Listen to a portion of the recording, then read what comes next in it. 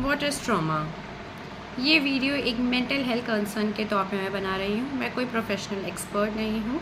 अगर आप किसी भी मेजर प्रॉब्लम से डील कर रहे हैं तो प्लीज़ आप अपने आसपास किसी भी साइकियाट्रिक डिपार्टमेंट या मेंटल हेल्थ जहाँ पे भी ट्रीट हो सकती है, किसी क्लिनिकल साइकोलॉजिस्ट के पास, साइकियाट्रिस्ट के पास, थेरेपिस्ट के पास प्लीज़ जाके कंसल्ट कीजिए और वो आपको बेटर प्रोफेशनल हेल्प दे सकते हैं। ये वीडियो सिर्फ मैं अवेयरनेस के तौर पे बना रही हूँ क्योंकि प्रॉब्लम तो है मेंटल हेल्थ की अभी बहुत ज़्यादा वाइड स्प्रेड, पर अनअवेयरनेस बहुत ज़्यादा है। अभी भी प्रॉपरली नहीं बताया जा रहा है या कहा जा रहा है, इस बारे में डील नहीं किया जा रहा है।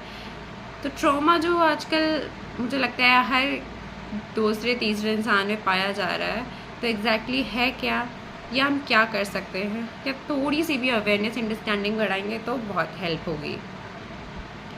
Trauma is actually an event जो एज अ सडन शॉक के तौर पर आता है आपकी लाइफ में। आपकी मेंटल फैकल्टीज़ उस तरीके से डेवलप या समझ जो है वो डेवलप नहीं हुई होती है, तो जब कुछ ऐसा इवेंट होता है तो आपको एक अटर शॉक लगता है, आपको यकीन नहीं होता है कि क्या हुआ अभी अभी। तो कई बार कुछ लोग इतने अच्छे होते हैं कि इतने ब्लेस्ड होते हैं कि उनका जो इन्वायरमेंट है, उनके पेरेंट्स या उनके फ्रेंड्स इतने सपोर्टिव होते हैं, फाइनेंशियली भी वो हेल्प सीख कर सकते हैं कि वो कुछ दिनों में, कुछ घंटों में या कई बार महीनों में प्रोसेस हो जाता है। पर कई बार अगर आपके पास ये चीज़ें ना अवेलेबल हो तो कई बार ये एक अलग तौर के सिम्टम्स दिखाने लगते हैं। ये ट्रॉमा कभी एक पॉइंट पे हुआ होता है और इसके अजीब से सिम्टम्स बाद में धीरे धीरे बनते हैं जो आप समझ ही नहीं पाते हैं कि क्या हो रहा है। इनके बहुत सारे अलग अलग फॉर्म में ये अपने सिम्टम्स को प्रस्तुत करना शुरू कर देता है।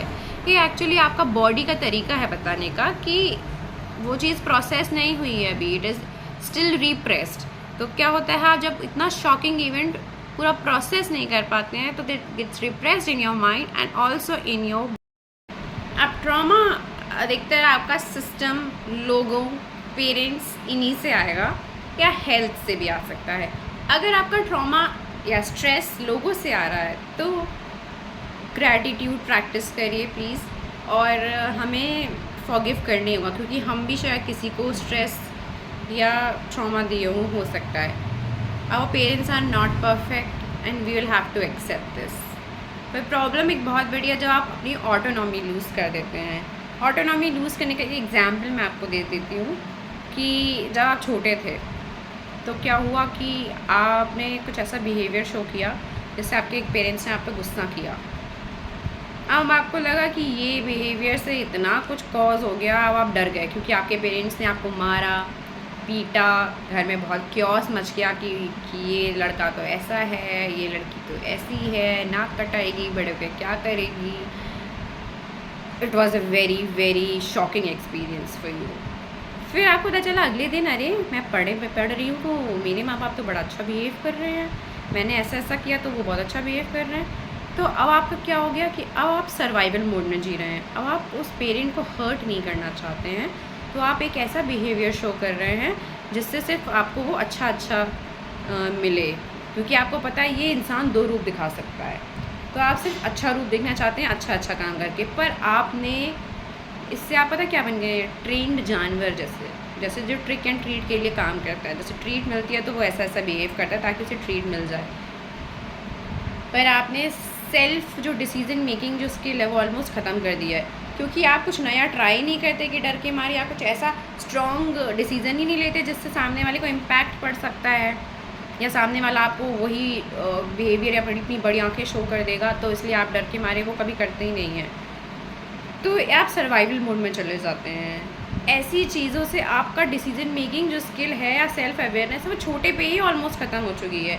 इनफैक्ट देयर आर चांसेस कि आप अभी तक लोगों को प्रूव करने के लिए जी रहे हैं, अपने आप को इम्प्रूव करने के लिए नहीं कि ये खुश हो जाए वो खुश हो जाए। ये माइंडसेट में भी आ जाती है, ग्रोथ माइंडसेट और फिक्स माइंडसेट वाले में, लेकिन ये आपके इन्वायरमेंट की वजह से हो सकता है कि आप ऐसा बिहेव कर रहे हैं। इसलिए बहुत ज़रूरी है कि आपके पास एक अच्छा इन्वायरमेंट रहे। तो आप अपनी सेफ़ स्पेस क्रिएट कीजिए। अब सेफ़ स्पेस धीरे धीरे आप क्रिएट कर सकते हैं लिख के भी, जर्नलिंग करके, या अपना इन्वायरमेंट थोड़ा सा डिक्टेट कीजिए कि choose safe people around whom you feel safe with. If that is not your family, it can be your friends. And if ऐसा कोई भी नहीं मिल रहा है आपको, तो आप यूट्यूब पे ऐसे चैनल्स देख सकते हैं जो थेरेपी में हेल्प करें। मैं आपको सजेस्ट कर सकती हूँ कि एक चैनल जो मुझे बहुत अच्छा मिला, जो आपको धीरे धीरे प्रोसेस बाय प्रोसेस बताएगा भी आप क्या क्या कर सकते हैं। If you are dealing with any kind of mental problem, अगर आप थेरेपी अफोर्ड कर सकते हैं, well and good. If not, there's a channel called Therapy in a Nutshell. Please do watch the channel and see the channel. It has helped me a lot.